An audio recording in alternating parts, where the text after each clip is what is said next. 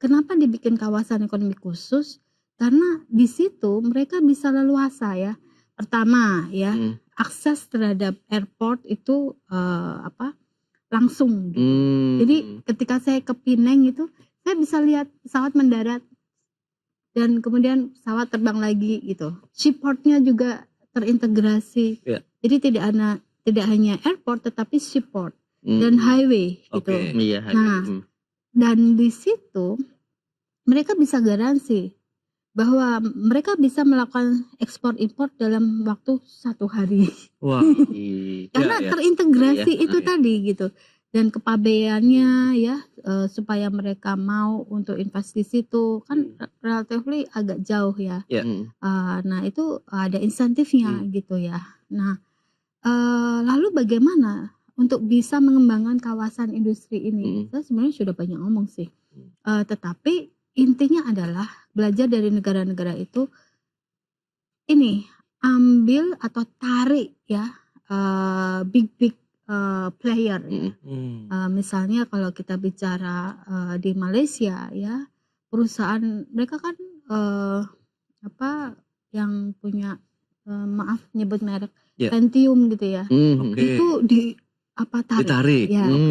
Kenapa ambil big player gitu ya? Karena ini kalau dia ditarik, pancingan lah ya. dia juga pancingan buat supporting industri yang terkait itu loh. Semikonduktornya nanti ikut, yang ini juga ikut, yang supporting industrinya itu ikut semua gitu loh.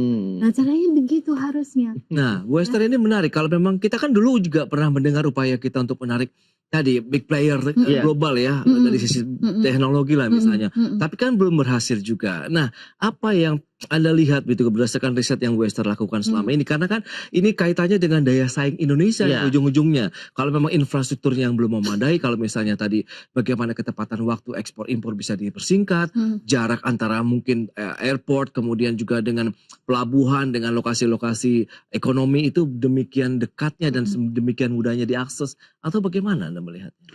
Nah, ini bukan suara saya, ini adalah suara-suara para pelaku usaha yang curcol ke saya. Oh baik, Jadi contohnya gini, ketika mereka bangun pabrik ya di suatu kawasan pulau gitu ya, mereka itu kadang-kadang infrastrukturnya nggak siap di pulau itu. Energinya, jadi mereka harus bikin pembangkit listrik di daerah itu sendiri, air bersih sendiri dan seterusnya gitu. Nah kedepannya Indef nih lagi ada kajian juga gitu tentang renewable energy zone. Apa sih renewable energy zone ya? Kalau kita bicara listrik itu kan tidak mesti harus pakai energi fosil ya. Kita punya abundant of natural resources ya. Jadi kita punya tenaga surya, kita punya air ya, kita punya ya angin sedikit-sedikit ya kan.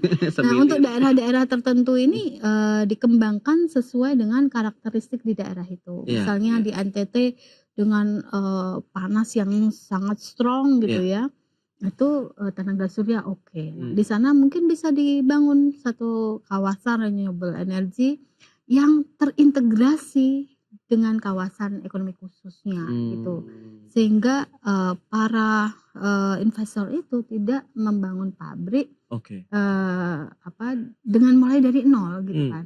Tapi infrastrukturnya itu sudah ada gitu. Kedepannya pengennya kayak gitu sih Mas. Idealnya. Ya, itu yang pertama. Jadi masalah infrastruktur yang tidak siap gitu ya. Yang kedua, keluhan investor adalah uncertainty. Nah, boleh dicek kalau itu ya.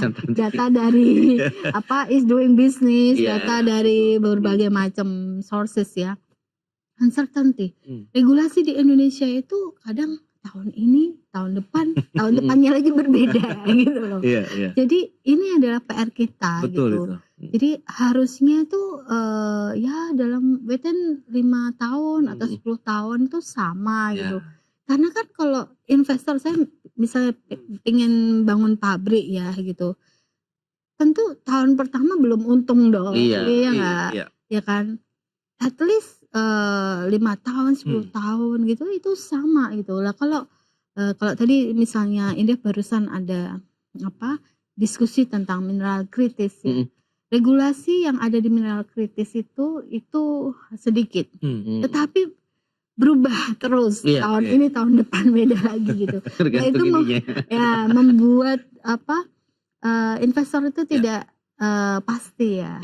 Padahal di awal kalau ketika mau invest kan udah ada hitungan visibility studies-nya dan seterusnya ya kan. Lagi untuk jangka panjang ya. Betul itu. Wow, PR-nya sangat klasik dong udah.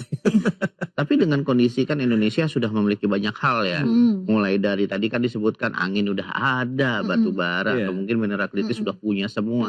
Sebenarnya apa sih yang harus dinotis pemerintah dalam mengedepankan ekonomi Indonesia mungkin ke dalam beberapa tahun mendatang, lebih apalagi kita kan agak cukup tertinggal ya dari negara tetangga ya, terutama untuk mineral kritis dan lainnya. Kira-kira apa yang harus dinotis pemerintah? Langkah-langkah apa yang tepat sebagai strategi atau langkah yang tepat dilakukan pemerintah dalam menghadapi ini gitu? Ya, jadi memang tidak gampang ya. Ngomong sih gampang ya. Itu paling gampang, Bu. Apalagi nanya. Yang penting kan omong itu ide, Bu.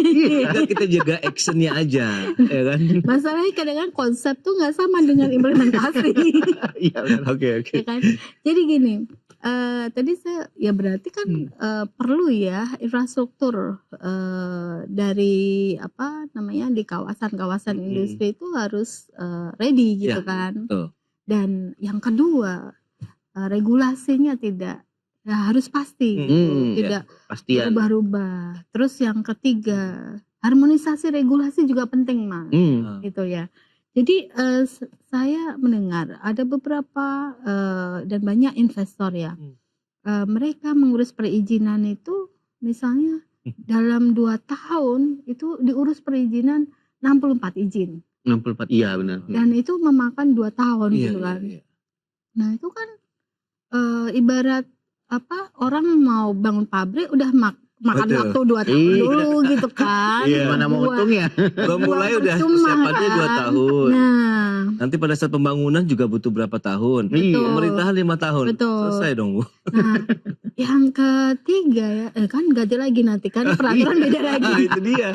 Baru mau Kalau 2 mulai. periode Gitu. Nah, terus apalagi 3 periode ya. Jadi misalnya gini, dan yang keempat kalau kita lihat lagi setelah harmonisasi regulasi ya, yang harus difokuskan sama pemerintah ini adalah skill labor.